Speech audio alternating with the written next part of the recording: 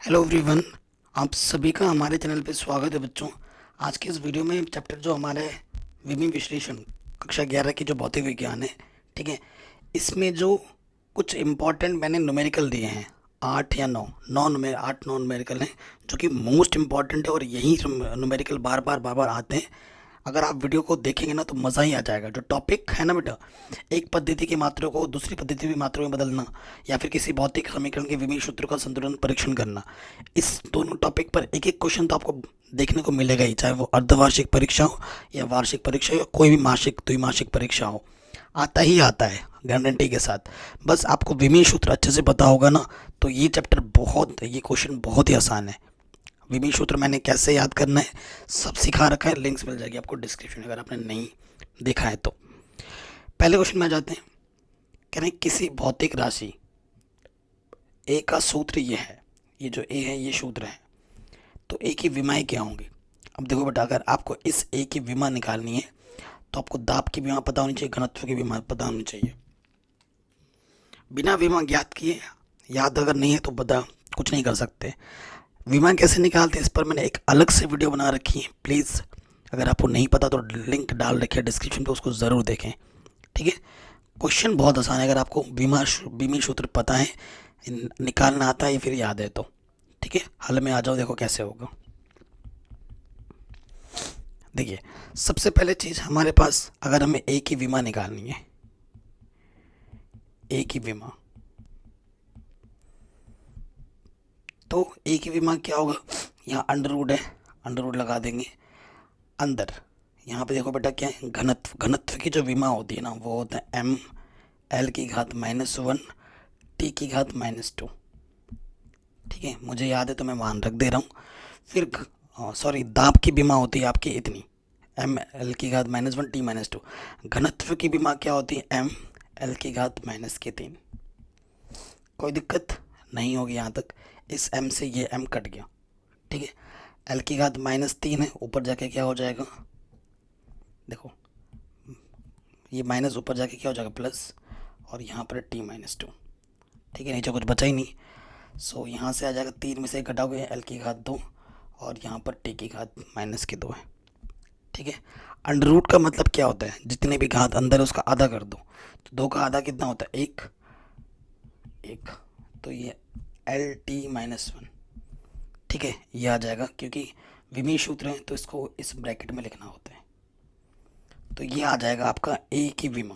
ये क्वेश्चन आपके, इस टाइप के क्वेश्चन आपके एक नंबर में आ सकते हैं, ठीक है, एक नंबर में आ सकते हैं। अब आ जाते हैं नेक्स्ट क्वेश्चन में। काफ़ी शानदार जानदार क्वेश्चन है, ठीक है। सो बेटा आपको पता होना चाहिए, नोट करके लिख लो अगर आपको नहीं पता है तो। देखो, जो बीमा जो होती है, अगर समान बीमा है तभी वो आपस में जुड़ते हैं और घटते हैं, ठीक है। तो यहाँ पे लिख देना समान बीमा, समान बीमा आपस में जुड़ते व घटते हैं, ठीक है। इस चीज़ को याद रखिएगा हमेशा, वरना दिक्कत हो जाएगी, ठीक है। समान बीमा आपस में जुड़ते हैं और घटते हैं, ठीक है। और दाएं पक्ष की बीमा बाएं पक्ष की बीमा के बराबर होती है, ठीक है। ये चीज़ आपको अच्छे से पता होनी चाहिए। इस कॉन्सेप्ट की मदद से देखो हमसे क्या बोला गया क्वेश्चन में, टी समय पर किसी कण का त्वरण ए है। ए क्या बोला गया, ए को त्वरण बोला गया है, और ये सूत्र हमें दे रखा है उस, ठीक है। तो ये जो ए है, ये जो बी है और ये जो सी है, इनकी हमें विमाएं ज्ञात करनी है, ठीक है। तो वही नोट आपको यहाँ एग्जाम में लिखना पड़ेगा। हम जानते हैं समान विमा आपस में जुड़ते हैं व घटते हैं, और लेफ्ट हैंड साइड में जो विमा होती है वही राइट साइड में होती है, तो मतलब विमा बराबर रहेंगी। इसका मतलब ये हुआ, ठीक है, ये यहाँ की जो बीमा है और यहाँ की जो बीमा है, क्योंकि समान बीमा आपस में जुड़ती और घटती है, ठीक है। ये बीमा और ये बीमा आपस में बराबर होगी, ठीक है। ये वाली टोटल बीमा है, ये वाली टोटल बीमा आपस में बराबर होगी, तभी वो जुड़ रहे हैं घट रहे हैं। और ये बीमा आपस में बराबर होगी, ठीक है। तो यहाँ लिख दिया जाएगा, देखो चूंकि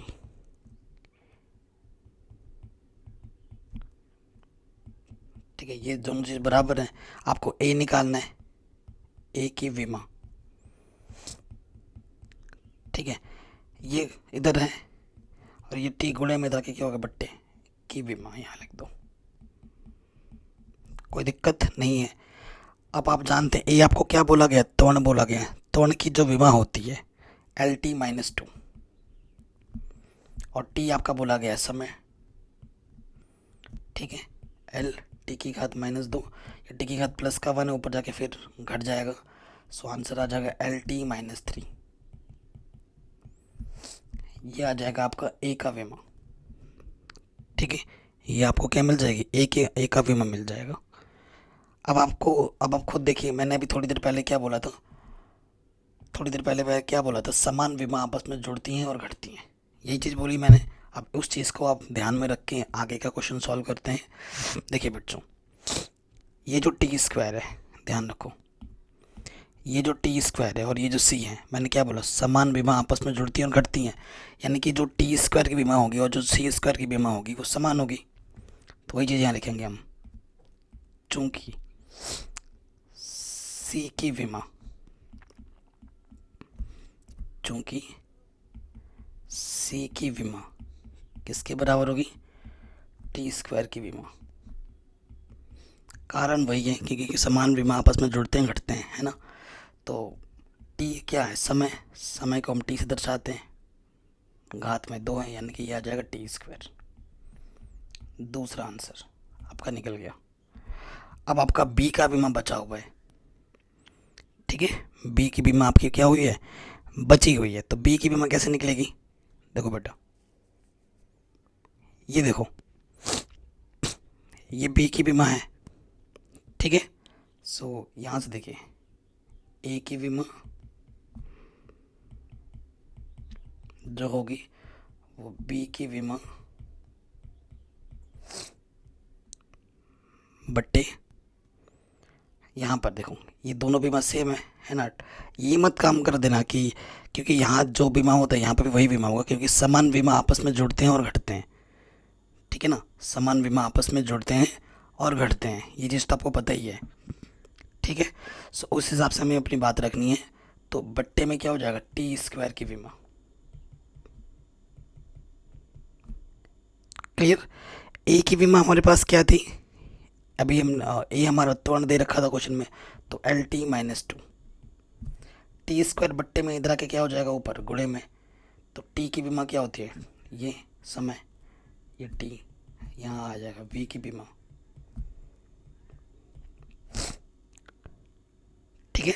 सो देखो यहाँ से सिर्फ क्या बचेगा फिर, माइनस दो प्लस दो, तो ज़ीरो को लिखा नहीं जाता है, तो यहाँ से आ जाएगा सिर्फ एल। तो जो बी की बीमा होगी वो सिर्फ एल होगी, ठीक है, कोई दिक्कत नहीं है। तो पहला आंसर है मुझे मिला ये वाला, ए की बीमा, फिर मुझे मिला सी की बीमा, और फिर मुझे मिल गया बी की बीमा, ठीक है। काफ़ी शानदार क्वेश्चन था, इम्पॉर्टेंट था, आराम से हो गया होगा। किसी भी क्वेश्चन में थोड़ा सा डाउट दिक्कत हो एक बार दोबारा देखें, शानदार क्वेश्चन है, और ये सारे क्वेश्चन इंपॉर्टेंट है, मैं आपको दिखा दे रहा हूँ, और गारंटी है यहीं से फंसेगा एग्जाम में मोस्ट क्वेश्चन, या फिर इससे मिलते जुलते, ठीक है। नेक्स्ट क्वेश्चन पे आ जाते हैं, जो कि बहुत इंपॉर्टेंट है, जिस साल मैंने एग्जाम दिया था ना अर्धवार्षिक में, ये क्वेश्चन आ गया था। कह रहे वॉन डेर वाल्स गैस समीकरण, आपको पता ही होगा ये वॉन डेर वाल्स गैस समीकरण होता है, केमिस्ट्री में पढ़ा होगा। नियतांकों ए व बी के मात्रक एवं विमाएं ज्ञात कीजिए, मात्रक भी निकालना है और विमा भी निकालनी है। समान मात्रक आपस में जुड़ते घटते हैं, समान विमा आपस में जुड़ते घटती हैं, आपको पता है, यानी कि जो इसका मात्रक होगा वही इसका मात्रक होगा, जो इसका मात्रक होगा वही इसका मात्रक होगा, ठीक है। तो पहले मात्रक निकालने के लिए बोला है, फिर आपको क्या बोला गया है, बीमा निकालने के लिए, तो वही लिख दोगे नोट करके, समान मात्रक समान बीमा आपस में जुड़ते घटते हैं अतः, ठीक है। तो देखो बच्चों क्या हो जाएगा, चूंकि ए बट्टे बी स्क्वायर का मात्रक किसके बराबर होगा, पी का मात्रक, पी मतलब दाब, प्रेशर। तो आपसे ए और बी के लिए बोला गया है, वी मतलब क्या होता है, ठीक ठीक है, जो समीकरण पी वी टी है ना, पी आपका क्या होता है, दाब होता है, वी आपका वॉल्यूम आयतन होता है, टी आपका टेम्परेचर ताप होता है। ठीक है, ये ध्यान रखिएगा, वी का मतलब आयतन, ठीक है, और टी का मतलब ताप टेम्परेचर, और वी का मतलब दाब वॉल्यूम, सॉरी दाब मतलब प्रेशर, वी नहीं पी। ठीक है, दाब, ये तीन चीज़ें आप याद रखिएगा। अब ए का मात्रक निकालना है, तो यहाँ से क्या हो जाएगा, देखो बच्चों, ये ए मात्रक, ए का मात्रक, तो ये बट्टे में इधर के गुणा हो जाएगा, पी गुणा वी स्क्वायर का मात्रक। ठीक है, कोई दिक्कत वाली बात नहीं है। अब देखिए वी, ठीक है, सबसे पहले बात करते हैं वी। वी मतलब आयतन, आयतन का मात्रक होता है मीटर की घात 3, यहाँ पे ये चीज़ हो गई। और फिर दाब, दाब का मात्रक होता है न्यूटन बट्टे में मीटर। ठीक है, सो यहाँ से आपका आ गया 3 दूनी 6 और बट्टे में है एम, तो यहाँ से इसकी घात 1 है, तो एक घात क्या हो जाएगी, कम हो जाएगी। ठीक है, यहाँ से एक घात क्या हो जाएगी, दाब है ना, न्यूटन मीटर स्क्वायर होता है, sorry newton metre square, newton प्रति मीटर स्क्वायर। तो ये 6 है, ये घात 2 है, 6 से एक 2 घात कम कर दोगे तो यहाँ से आ जाएगा m की घात 4n, यानी कि न्यूटन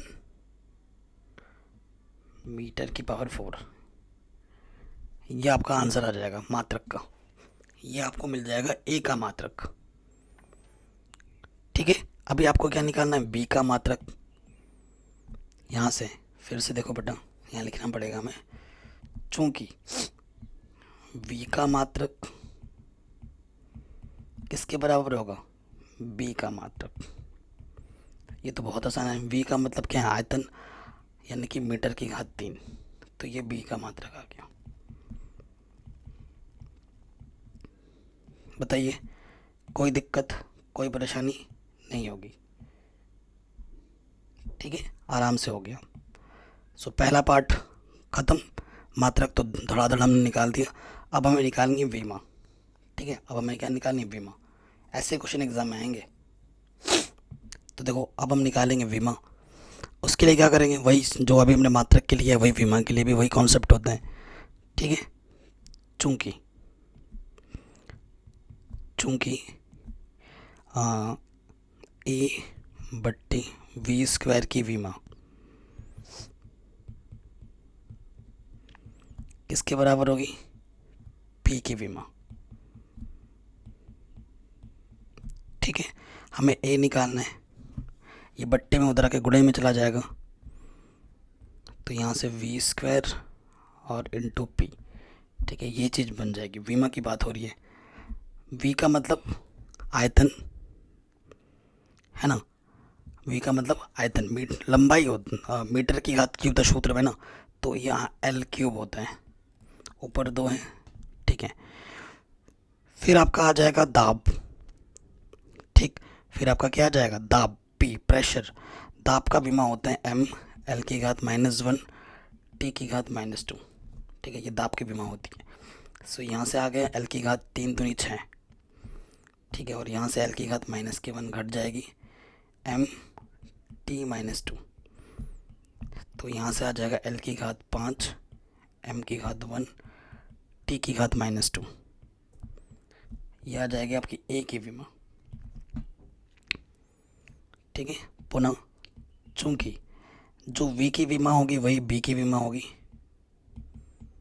वी की विमा बराबर बी की विमा, क्योंकि समान विमा आपस में जुड़ते हैं और घटते हैं, उसी आधार पर ये जो बी की विमा होगी वही वी की विमा होगी।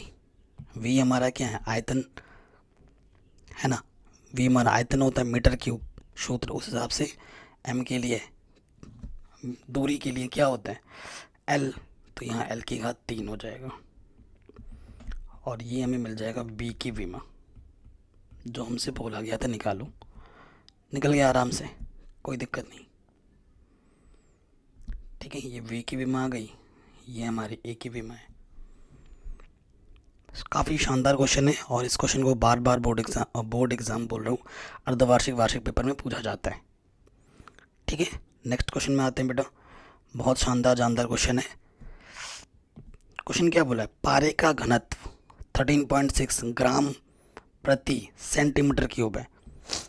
ठीक है, ग्राम प्रति सेंटीमीटर क्यूब। अगर तुम्हें विमी सूत्र नहीं पता है तुम यहाँ से बना सकते हो। विमी सूत्र बनाने के लिए हमें बस सूत्र पता होना चाहिए, है ना। यदि द्रव्यमान तथा लंबाई MKS पद्धति में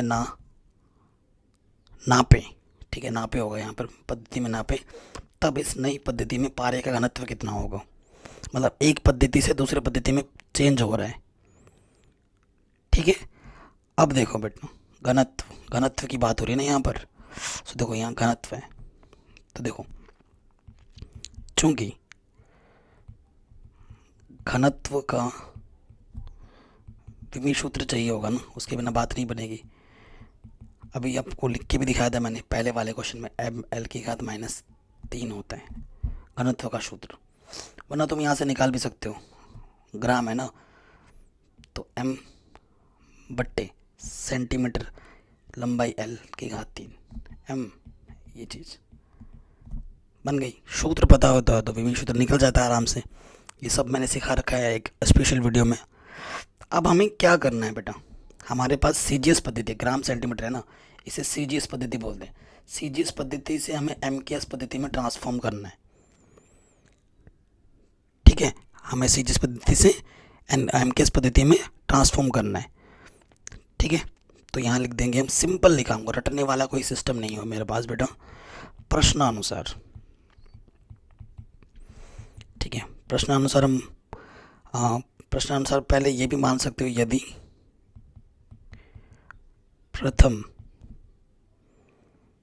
यदि प्रथम पद्धति में मान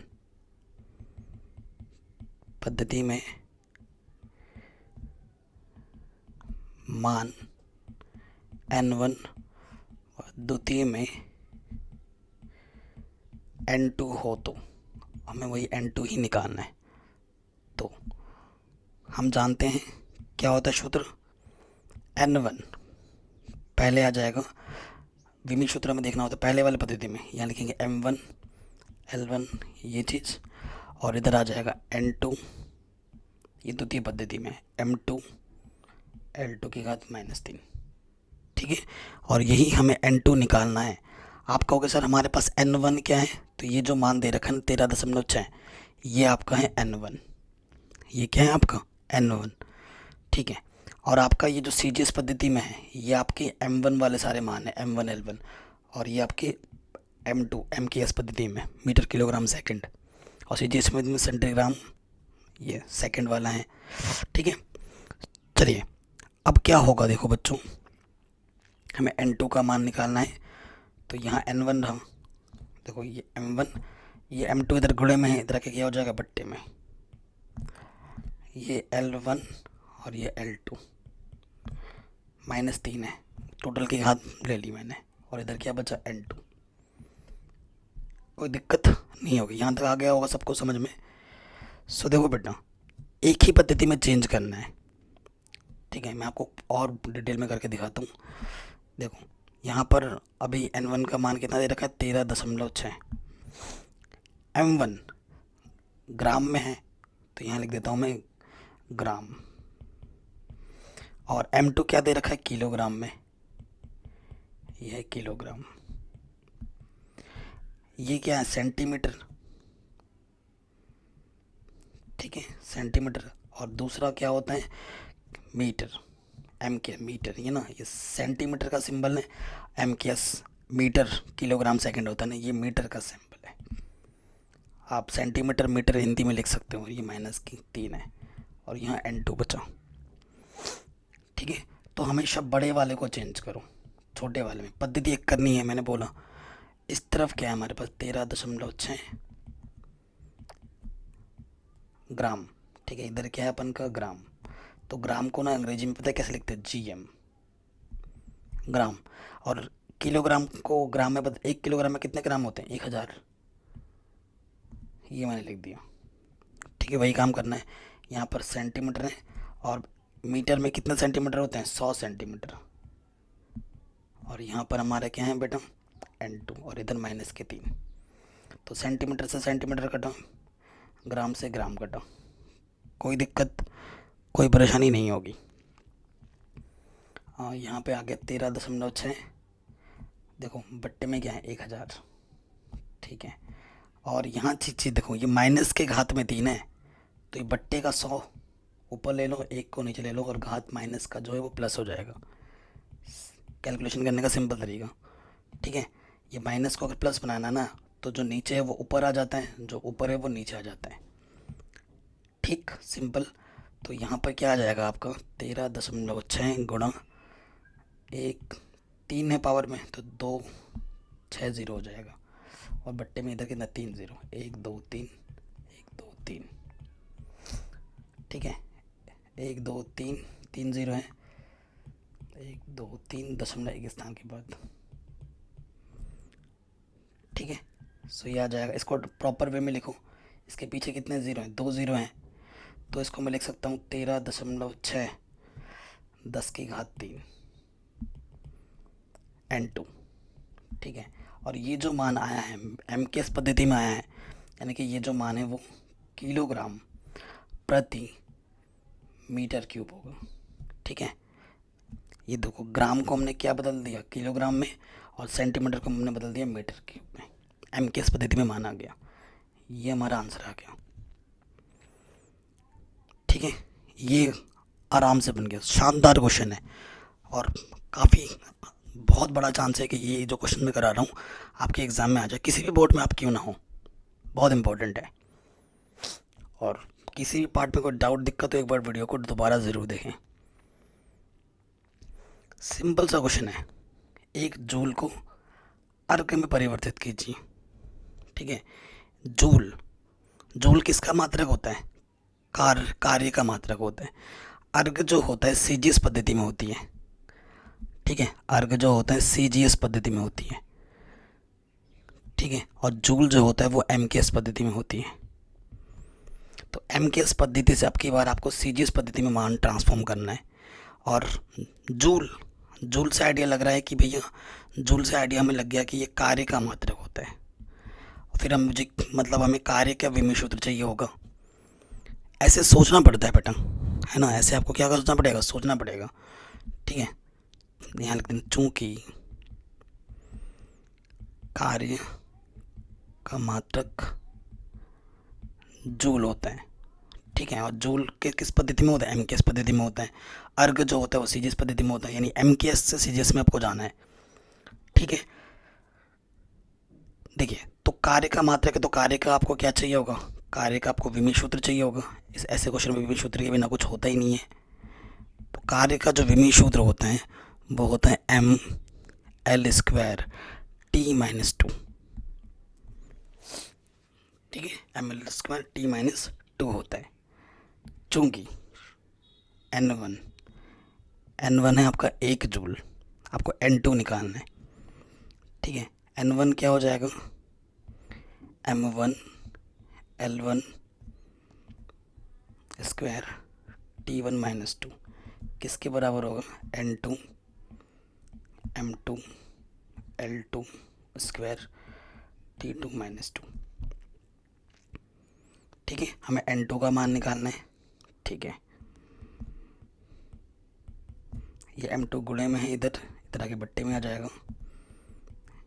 L2 ये स्क्वायर है, टोटल का स्क्वायर ले लिया मैंने, और T1 ये T2 गुणे में इधर के बट्टे में आ जाएगा। तो दोनों की घात -2 यहाँ आ गया N2। ठीक है, N1 का मान कितना है? 1 है, ये देखो 1 जूल बोला था ना। M1 पहली जो पद्धति हमारी है वो MKS है, दूसरी पद्धति हमारी CGS में। तो पहली पद्धति में मीटर किलोग्राम सेकंड होता है, तो किलोग्राम है ये kg। दूसरी पद्धति में CGS यानी कि ग्राम। ठीक है, पहली पद्धति में मीटर किलोग्राम मीटर, L का मतलब लंबाई, यहाँ से आ जाएगा मीटर। दूसरी पद्धति में होता है सेंटीमीटर, यहाँ आ जाएगा सेंटीमीटर, ठीक है। और दोनों पद्धति में सेकंड सेकंड ही होते हैं, तो सेकंड सेकंड, यहाँ तक कोई दिक्कत नहीं होनी चाहिए, ठीक है बच्चों। अगर कहीं कोई डाउट है तो एक बार दोबारा देखिए। अब हमें किस में चेंज करना है, ग्राम में चेंज करना है, ठीक है। हमें किस में चेंज करना है, सीजीएस में चेंज करना है ना, सेंटीमीटर ग्राम सेकंड में। तो ग्राम ग्राम में लाना है, ग्राम में लाना है, सेंटीमीटर में लाना है, तो हमें बड़े वाले को चेंज करना है, ठीक है। ये जो बड़ा वाला दिख रहा है ना, मीटर किलोग्राम, इनको चेंज करना है। तो 1 किलोग्राम में कितने ग्राम होते हैं, 1 किलोग्राम में, क्योंकि 1 से गुणा करोगे किसी भी संख्या में तो वही रहते हैं, तो फ़र्क नहीं पड़ेगा। 1 किलोग्राम में 1000 ग्राम होते हैं। बट्टे में क्या है, ग्राम। फिर 1 मीटर में कितने सेंटीमीटर होते हैं, 100 सेंटीमीटर होते हैं। बट्टे में सेंटीमीटर लिखा है, ऊपर 2। सेकंड से सेकंड कटा, 1 की घात कुछ भी हो वो 1 ही होता है, 1 की घात -2, और यहाँ आ गया n2, ठीक है। ग्राम से ग्राम कटा, सेंटीमीटर से सेंटीमीटर कटा, तो 1000 है। कुल मिला के जब मैं आपको सिंपल सा लॉजिक बताऊं, जब तुम बदलोगे ना मान, तो बड़े वाले को बदलना, दैट्स इट, सिंपल, ठीक है। केजी को बदल दो, मीटर वाले को बदलो, जो बड़े हैं। ग्राम सुनने में छोटा लगता है, देखो 1 किलो और 1000 ग्राम, बात तो एक ही है, लेकिन किलोग्राम बोलते ही बड़े वाले का फीलिंग आता है, ग्राम बोलते ही छोटे वाले का फीलिंग आता है, तो बड़े वाले को बदलना है हमेशा, ठीक है। तो यहाँ से क्या बचा हमारे पास, इस तरफ से 1000, ठीक है। यहाँ से हमारे पास क्या बचा, 1000, और इस तरफ 100 की घात 2, यानी कि 3 4 हो जाएगा, और 1 की घात कुछ भी हो वो 1 ही होता है, ठीक है, 1 n2। तो ये आ जाएगा 3 और ये 4, 2 3 4 5 6 7, यानी 10 की घात 7 n2, ठीक है। 10 की घात से n2, तो n2 इतना अर्घ हो जाएगा, ये आपका मान आ जाएगा। तो अगर इसे हम द्वितीय पद्धति में बदलें सीजीएस में, तो जो n2 का मान आएगा वो 10 की घात 7 अर्घ आएगा, यानी कि जो 1 जूल होता है वो 10 की घात 7 अर्घ के बराबर आता है। ये क्वेश्चन आपके 1 मार्क्स MCQ फॉर्मेट में भी आ सकता है, ठीक है। 1 जूल में कितना अर्घ होता है, तो 10 की घात 7 अर्घ होता है। इसे हमने सूत्र कैलकुलेशन से भी निकाल के अभी आपके सामने दिखा दिए हैं, कोई दिक्कत नहीं होनी चाहिए, ठीक है। नेक्स्ट क्वेश्चन में आ जाते हैं। तो जैसा क्वेश्चन अभी थोड़ी देर पहले किया था, बिल्कुल वैसा ही क्वेश्चन है, ठीक है, बिल्कुल वैसा ही क्वेश्चन है, ठीक, पहले वाला जो क्वेश्चन किया था। मेरी तबीयत ख़राब है लेकिन फिर भी मैं वीडियो बना रहा हूँ, बहुत प्रॉब्लम हो रही है, जुकाम सर्दी बुखार बहुत तेज़ है, लेकिन फिर भी वीडियो बना रहा हूँ। तो दाब, पी मतलब दाब होता है प्रेशर, ये सूत्र हमें दे रखा है। ये जो x है वो दूरी है, t जो है वो समय है। हमें इस a की और इस b की नियतांक और विमाएँ ज्ञात करनी है। a और b नियतांक है ना, तो वही नियतांकों की हमें विमाएँ ज्ञात करनी है। आप जानते हैं समान विमा आपस में जुड़ती हैं और घटती हैं, ठीक है ना। उस हिसाब से जो x² की विमा होगी वही b की विमा होगी, ठीक है ना। जो x² की विमा होगी वही b की विमा होगी। तो आप यहाँ लिख देंगे चूंकि b की विमा बराबर x² की विमा, और x क्वेश्चन में बोला गया है दूरी, दूरी के लिए l होता है, ऊपर है स्क्वायर, आ गया b की विमा। इतना आसान क्वेश्चन था, ठीक है। कोई दिक्कत कोई परेशानी यहाँ तक हमें दे ही नहीं रखी है। अब आप जानते हैं इधर जो विमा होती है इधर भी वही विमा होती है, ठीक है। अब हमें आपको a की विमा चाहिए, तो देखो बेटा p बराबर हमारे पास क्वेश्चन में b - x² बट्टे 80, ठीक है, कोई दिक्कत वाली बात नहीं है। सो यहाँ से a इधर आ जाएगा और यहाँ हो जाएगा b - x² बट्टे में pt, ठीक है। बीमा की करस्पॉन्डिंग बात करेंगे अब हम, तो a देखो अब यहाँ पर ये नहीं कि बी की विमा तुमने एल स्क्वायर रख दो, यहाँ पर एक्स स्क्वायर माइनस जीरो हो जाएगा, नहीं। दो बी की विमा जो है वो एक्स स्क्वायर की विमा है, तो एक ही बात लेनी पड़ेगी हमें यहाँ पर, ठीक है। तो विमा की बात करेंगे, विमा में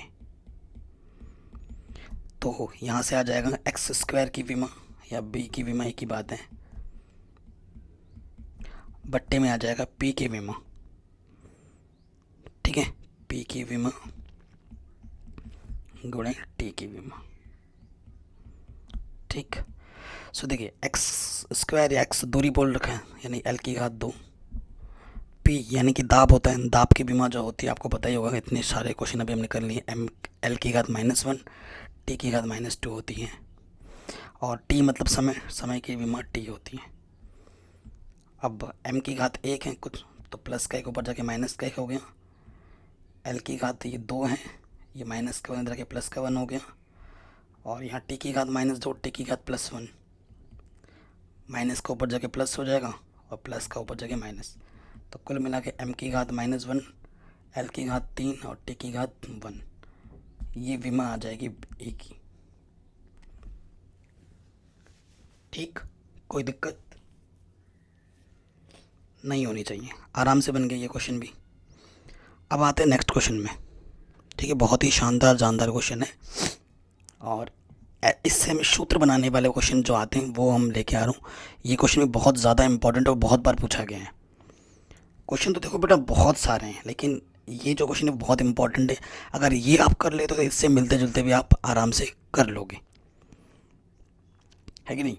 कह रहे एक कण क्षैतिज तल में वृत्तीय कक्षा में परिक्रमा कर रहा है, ठीक है। उस पर लगने वाला जो अभिकेंद्र बल है, कण की द्रव्यमान m, वृत्त की त्रिज्या r तथा कण की चाल v पर निर्भर करती है, m r v पर निर्भर करती है।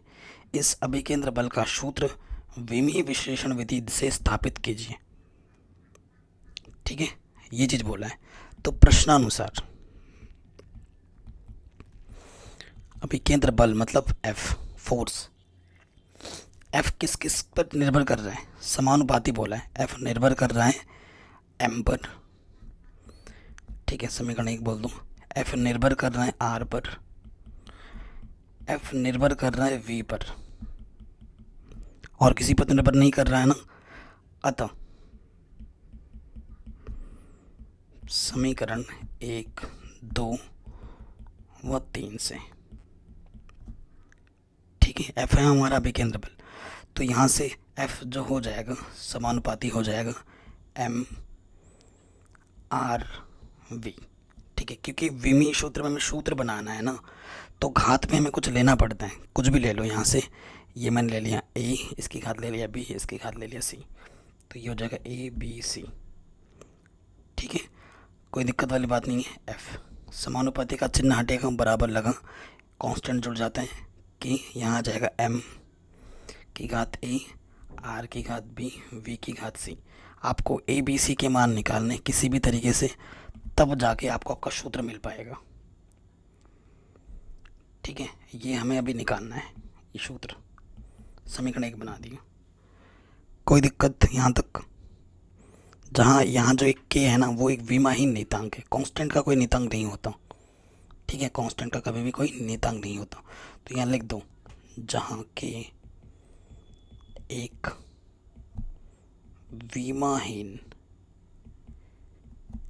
नियतांक है। ये चीज़ हमें लिख देनी है, कोई दिक्कत नहीं है हमें। हम अब आगे क्या करना है, देखो F यहाँ पर बल है, दोनों तरफ हमें अब क्या रखना होगा, विमीय सूत्र। अब लिखेंगे दोनों तरफ विमीय सूत्र रखने पर, ठीक है, ये लिख देना दोनों तरफ विमीय सूत्र रखने पर F, ठीक है, यहाँ पर लिख देना विमा रखने पर, सिंपल में विमा रखने पर। आपको ए बी सी के मान चाहिए किसी भी तरीके से, तभी आपका सूत्र बन पाएगा, है ना। तो बल F का मतलब बल, बल की विमा क्या होती है, mlt -2। यहाँ कांस्टेंट की कोई विमा नहीं होती है, m द्रव्यमान है, द्रव्यमान की विमा m, ठीक है। फिर आपका r दूरी, दूरी की विमा क्या होती है, l होती है, l की पावर b है। और फिर यहाँ वी का मतलब वेग का विमा होता है LT-1 और ऊपर पावर में c है। तो यहाँ से m की पावर a l की पावर b, अब गुना होगा अंदर l की पावर c t की पावर -c। m देखो गुणा में घातें जुड़ती हैं l से में, तो l की पावर b प्लस c और यहाँ से t माइनस c। इधर क्या है m l की घात +1 t की घात -2, ये चीज़ें हैं। दोनों तरफ सेम है, बराबर है, तो हमें क्या करना पड़ेगा, क्योंकि आपको पता है जो इधर विमा होती है वही इधर विमा होती है और संतुलित अवस्था में होता है। ठीक है, तो अब क्या करेंगे, तुलना करने पर तुलना करेंगे। जो चीज़ मैंने बोली वो लिख भी सकते हो। ठीक है, विमीय संतुलन के लिए दोनों ओर के पदों में विमाएं समान होनी चाहिए, अतः दोनों ओर की विमाओं को तुलना करने पर देखो यहाँ m की घात कितनी है, 1 है, कुछ नहीं है तो 1 होता है, और यहाँ a है तो a का मान आ गया 1। आपको a b c के मान ही चाहिए। और यहाँ t है, t की घात -c है, और यहाँ t की घात कितनी है, -2 है। माइनस से माइनस कटा, t की घात कितनी आ गई, c की घात कितनी आ गई, 2 आ गई। ठीक है, चूँकि अब l देखो, यहाँ पर l देखो l की पावर में b प्लस c और यहाँ पर है 1। ठीक है, तो मुझे किसका मान निकालना है, b का, तो प्लस का सीधा रखे माइनस का हो जाएगा, और c का मान अभी हमने क्या निकाला, 2 निकाला है, यहाँ से यहाँ उठा के रख दिया, तो c का मान b का मान आ जाएगा -1। a b c के मान मिल गए।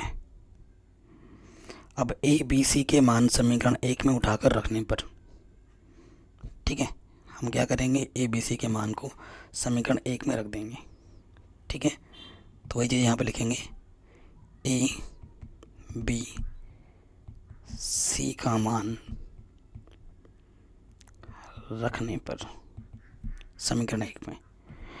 तो इस तरफ क्या है बच्चों, f है, इधर हमारा k है, m की पावर a है तो a का मान 1 है, फिर r की पावर b है, b का मान हमारे पास -1 है, और v की पावर c है तो c का मान हमारा 2 है। तो यहाँ से आ जाएगा km v² बट्टे r, माइनस का 1 नीचे के प्लस का 1 हो गया। ठीक है, अब की को हटाना पड़ता है। ठीक है, तो हम लिखेंगे कैसे, तो यहाँ लिख देंगे सिंपल लैंग्वेज में, यहाँ लिखा जाता है परिणामों के आधार पर, ये लाइन लिख देना, परिणामों के आधार पर जो एक्सपेरिमेंट्स किए गए हैं फ्यूचर में पास्ट में, तो उस आधार पर के कांस्टेंट का मान 1 लिया जाता है। कांस्टेंट का मान हम 1 रख देंगे, किसी भी संख्या को जब 1 से गुणा करते हैं तो वही रहता है mv² बट्टे r। तो जो f का मान है वो आ जाएगा mv² बट्टे r, और ये अभिकेंद्र त्वरण का सूत्र, अभिकेंद्र बल का सूत्र होता है, ये अभिकेंद्र बल का सूत्र होता है। आ गया, कोई दिक्कत नहीं, आराम से आ गया। ठीक है, देखो तो ये सूत्र हमने निकाल दिया अभिकेंद्र बल का विश्लेषण विधि से, विमीय विश्लेषण विधि से। ठीक है, आशा करता हूँ ये सारे क्वेश्चंस आप समझ पाए होंगे, और ये बहुत इंपॉर्टेंट क्वेश्चन है जो कि एग्ज़ाम में बार बार पूछे जाते हैं। वीडियो अच्छी लगे तो लाइक करें और हर जगह शेयर करें। मिलते हैं आपसे नेक्स्ट वीडियो में।